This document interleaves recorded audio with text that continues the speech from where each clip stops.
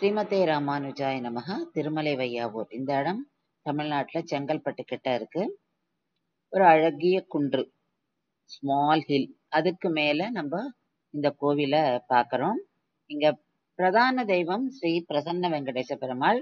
ஆனா 2 துவஜஸ்தம்பம் பார்ப்போம். ஒண்ணு ஸ்ரீ பிரசன்ன வெங்கடேச பெருமாளும், இன்னொரு சன்னதி ஸ்ரீ வராக பெருமாளுக்கும்.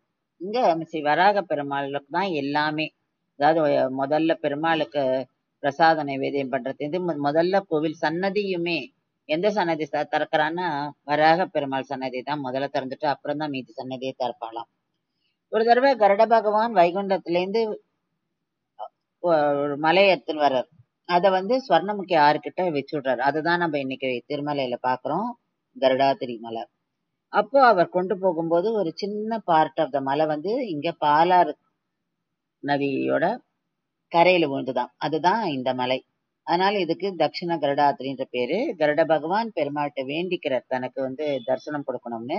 அதன்படி மகாவிஷ்ணு இவருக்கு ஸ்ரீ வராக பெருமாளா விஸ்வரூப தரிசனம் கொடுக்கிறார். அதனால இங்க ரொம்ப விசேஷம் ஸ்ரீ வராக பெருமாள் சன்னதி.